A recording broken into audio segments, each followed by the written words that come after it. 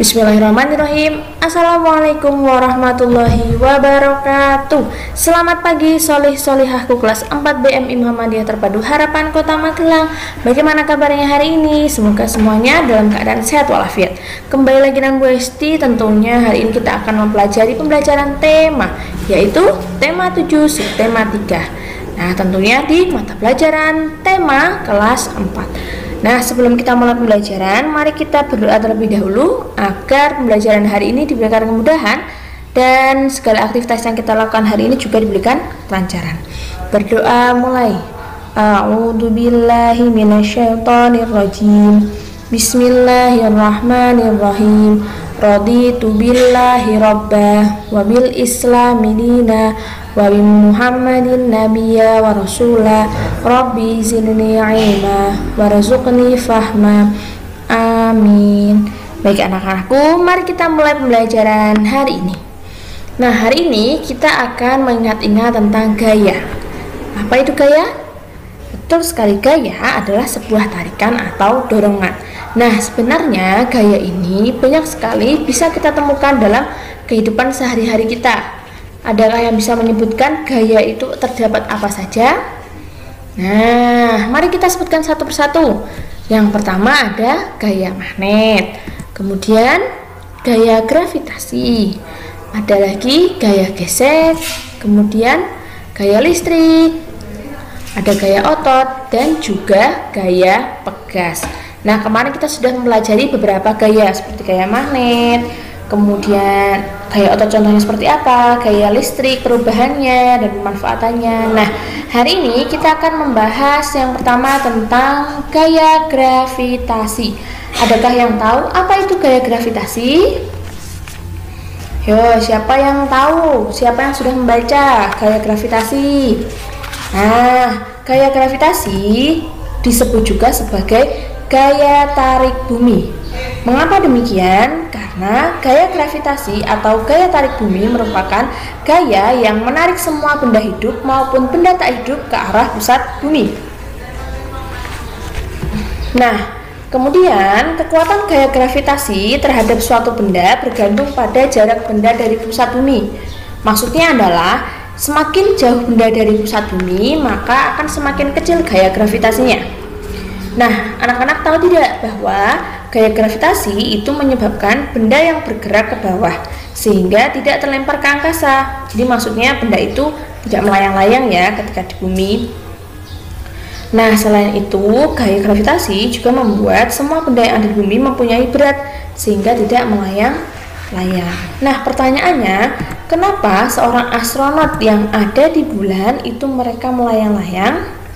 Nah, hal ini karena bulan memiliki gaya gravitasi yang sangat kecil, berbeda dengan gaya gravitasi yang ada di bumi. Sehingga kenapa astronot yang ada di bulan itu tidak bisa menampakkan kakinya di tanah, tapi melayang-layang. Nah, coba anak-anak bayangkan jika di bumi ini tidak ada gravitasi, semuanya mengambang, tidak ada yang menempel di tanah. Pasti kita akan kesulitan untuk melaksanakan kegiatan sehari-hari.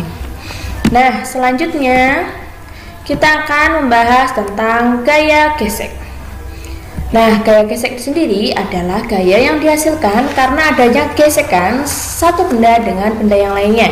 Jadi ketika ada dua benda yang bergesekan, maka akan memunculkan gaya gesek.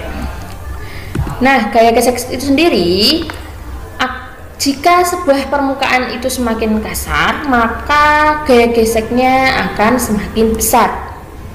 Begitu juga kebalikannya, jika permukaan suatu benda itu semakin halus, maka gaya gesekannya pun akan semakin kecil. Contoh, anak-anak punya dua penghapus. Penghapus itu kan permukaannya halus ya. Ketika kalian gesekan, maka gesekannya itu akan kecil. Jadi tidak macet-macet gitu ya, lancar geseknya. Berbeda ketika anak-anak menggesekkan alas sandal karet, itu kan ada rinti-rintinya ya. Nah, misalkan dari dua permukaan bawah sandal itu kalian gesekkan, maka itu akan berat. Nah, hal itu dipengaruhi oleh permukaan benda yang kasar dan halus. Nah, Ada dua hal yang perlu anak-anak ketahui, yaitu cara memperbesar gaya gesek dan cara memperkecil gaya gesek. Ini bisa digunakan dalam kehidupan sehari-hari ketika anak-anak membutuhkan gaya gesek untuk memenuhi kebutuhan hidup anak-anak. Yang pertama, kita akan membahas tentang cara memperbesar gaya gesek dulu. Yang pertama, caranya adalah bisa menggunakan pul pada sepatu pemain bola. Anak-anak tahu ya bentuk sepatu pemain bola. Nah, di bawahnya itu kan ada seperti runcing-runcing, yang runcing itu loh. Nah, itu namanya pul. Itu digunakan untuk memperbesar gaya gesek. Jadi orang-orang yang bermain sepak bola tidak mudah terpeleset ketika berada di lapangan menggunakan sepatu tersebut. Kemudian yang kedua adalah memasang karet pada alas sendal atau sepatu. Nah, fungsinya sama, yaitu untuk menghindari dari kepleset, kemudian licin dan sebagainya. Yang ketiga adalah membuat alur-alur pada ban mobil atau motor. Nah, ini juga digunakan untuk mengurangi terjadinya kecelakaan di jalan raya. Jadi karena gesekannya besar, maka tidak akan mudah untuk tergelincir atau terpleset. Nah, kemudian ada juga cara untuk memperkecil gaya gesek. Yang pertama adalah pemberian pelumas atau oli pada rantai. Nah, kalau rantai itu jika kita tidak berikan oli, maka semakin besar gaya geseknya bisa mengakibatkan putus rantainya. Maka kita beri oli supaya gaya geseknya berkurang. Kemudian yang kedua adalah bantalan peluru pada benda agar mudah bergerak. Nah, seperti roda atau lapisan-lapisan yang lebih halus di bawah meja untuk memudahkan menggeser meja atau benda-benda yang lainnya. Nah, gaya gesek sama halnya dengan gaya-gaya yang lain. Jadi terdapat manfaatnya dan juga terdapat kerugiannya. Nah, kita akan mempelajari manfaat dan kerugian dari gaya gesek. Yang pertama kita bahas adalah manfaatnya. Manfaat dari gaya gesek itu sendiri yang pertama adalah untuk menghentikan benda yang bergerak. Kemudian untuk membantu benda yang bergerak tanpa tergelincir. Yang ketiga yaitu menahan benda agar tidak bergeser. Nah, itu adalah manfaat gaya gesek yang bisa kita gunakan dalam kehidupan sehari-hari.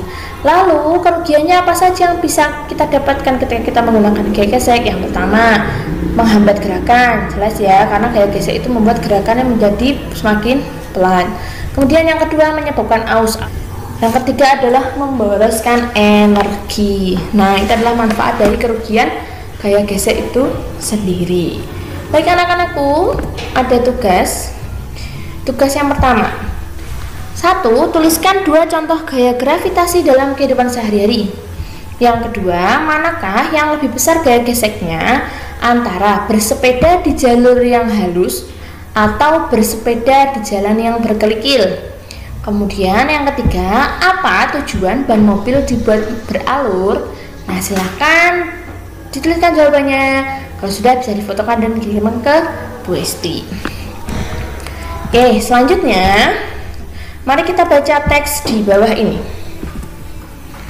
Roda pembangunan bisa berjalan dengan lancar bila ditunjang dengan aktifnya perekonomian dalam masyarakat di segala bidang, baik perindustrian, perdagangan, maupun bidang pertanian yang saling terkait satu dengan lainnya. Dalam proses perekonomian, ada 2 tempat dalam kegiatan perekonomian tersebut yang kita kenal dengan kegiatan ekonomi dataran rendah dan kegiatan ekonomi dataran tinggi.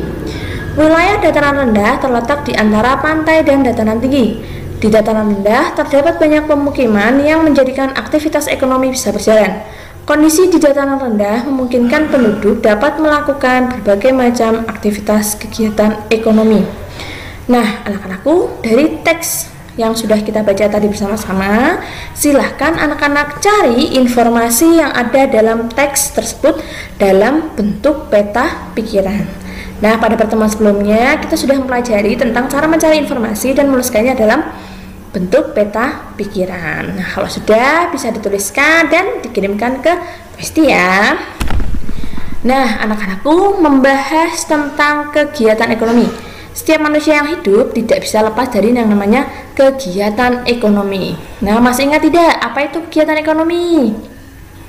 Betul sekali, kegiatan ekonomi adalah kegiatan yang dilakukan untuk memperoleh barang maupun jasa yang digunakan untuk memenuhi kebutuhan hidup setiap manusia. Jadi semua orang itu tidak bisa lepas dari yang namanya kegiatan ekonomi. Nah, kegiatan ekonomi sendiri itu terdapat 3 tahap.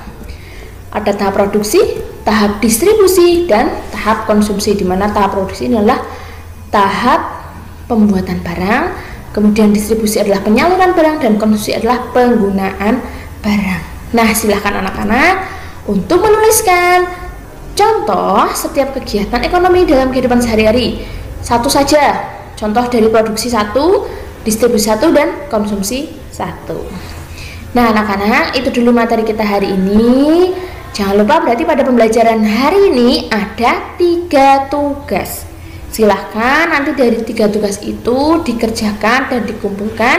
Bu Hesti beri waktu sampai hari Kamis ya, jadi sampai besok. Nah, kalau besok belum juga mengumpulkan, maka nanti nilainya akan dikurangi tentunya, karena tidak sama dengan teman-teman yang mengumpulkan tepat waktu. Oleh karena itu, jangan lupa untuk mengerjakan dengan tepat waktu ya.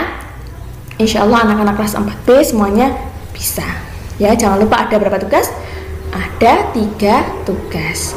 Baik anak-anakku, itu saja pembelajaran hari ini. Terima kasih karena sudah mengikuti pelajaran dengan antusias. Bu Hesti sampaikan maaf jika ada kesalahan dalam memberikan materi atau kekurangan dalam menyampaikannya. Bu Hesti tutup. Wassalamualaikum warahmatullahi wabarakatuh.